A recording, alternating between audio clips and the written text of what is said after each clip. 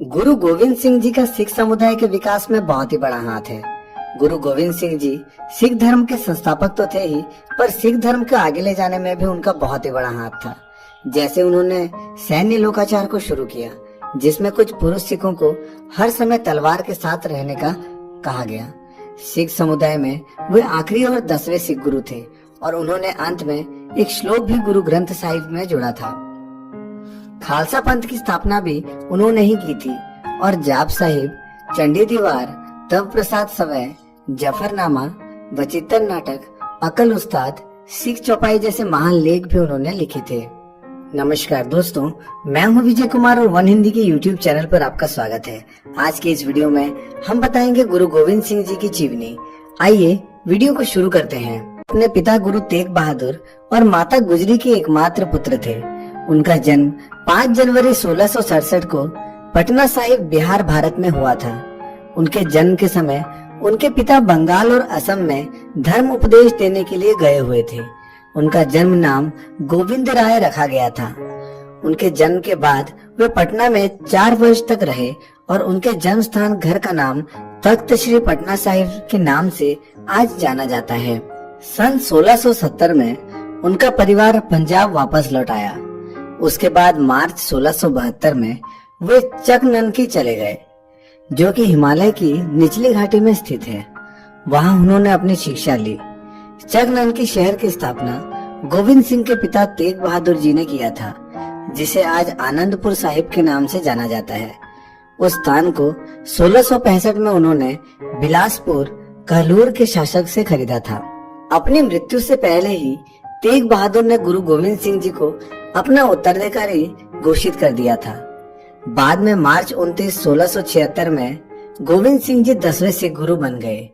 यमुना नदी के किनारे एक शिविर में रहकर गुरु गोविंद सिंह जी ने मार्शल आर्ट, शिकार, साहित्य और भाषाएं जैसे संस्कृत, फारसी, मुगल, पंजाबी तथा ब्रज भाषा भी सीखी।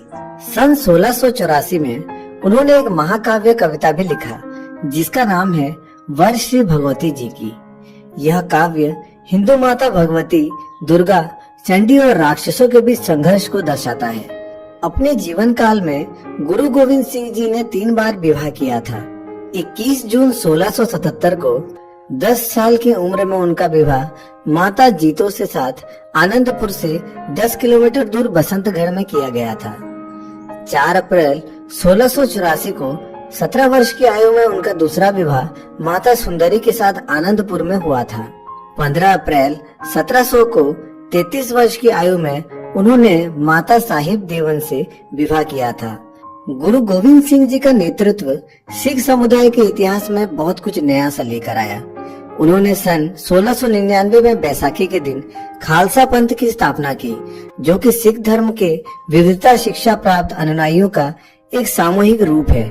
खालसा पंथ के निर्माण के बाद ही गुरु गोविंद सिंह जी ने अपना नाम गुरु गोविंद राय से बदलकर गुरु गोविंद सिंह रख दिया। उन्होंने क शब्द के 5 महत्व खालसा के लिए समझाया और कहा केश, कंघा, कड़ा, खिरपान और कचेरा। साथ ही उन्होंने खालसा योद्धाओं के लिए कुछ नियम भी तैयार किए, जैसे वे कभी तंबाकू नहीं उपयोग कर सकते, बलि दिया हुआ मांस नहीं खा सकते, किसी भी मुस्लिम के साथ किसी भी प्रकार का संबंध नहीं बना सकते, उन लोगों से कभी भी बात ना करें जो उनके उत्तराधिकारी के प्रतिद्वंदी हैं। यह कहा जाता है कि गुरु गोविंद सिंह जी ने कुल 14 युद्ध लड़ाई किए, परंतु कभी भी किसी पूजा के स्थल के लोगों को ना ही बंदी बनाया या पूजा स्थल को क्षतिग्रस्त किया। उनके द्वारा लड़े गए कुछ युद्ध हैं: भंगानी का युद्ध, नादौन का युद्ध, गुलेर का युद्ध, आनंदपुर का पहला युद्ध, आनंदपुर साहिब का युद्ध, निर्मोहगढ़ का युद्ध, बसौली का युद्ध, आनंदपुर का युद्ध, सरसा का युद्ध, चमकौर का युद्ध, मुक्तसर का युद्ध। कहा जाता है सरहिंद के मुस्लिम गवर्नर ने गुरु गोविंद सिंह जी के माता और 2 पुत्र को बंदी बना लिया था। जब उनके दोनों पुत्रों ने इस्लाम धर्म को कबूल करने से मना कर दिया था, तो उन्हें जिंदा दफनाया गया। अपने पोतों के मृत्यु के दुख को ना सह सकने के कारण माता गुजरी भी ज्यादा दिन तक जीवित ना रह सकी और जल्द ही उनकी भी मृत्यु हो गई। मुगल सेना के साथ युद्ध करते समय 1704 में उनके दोनों बड़े बेटों की मृत्यु हो गई। गुरु गोविंद सिंह जी ने जब देखा कि मुगल सेना ने गलत तरीके से युद्ध किया है और क्रूर तरीके से उनके पुत्रों की हत्या कर दी है, तो हथियार डाल देने के बजाय गुरु गोविंद सिंह ने औरंगजेब के एक जीत पत्र जफरनामा जारी किया।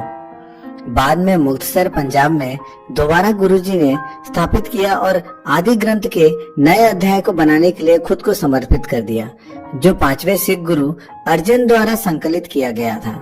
उन्होंने अपने लेखन का एक संग्रह बनाया है जिसको नाम दिया दशम ग्रंथ, और अपना स्वयं की आत्मकथा जिसका नाम उन्होंने रखा बचित्र नाटक। सेनापति श्री गुरु शोभा के अनुसार गुरु गोविंद सिंह जी के दिल के ऊपर एक गहरी चोट लग गई थी, जिसके कारण 7 अक्टूबर 1708 को हजूर साहिब नांदेड़ में 42 वर्ष की आयु में उनका देहांत हो गया।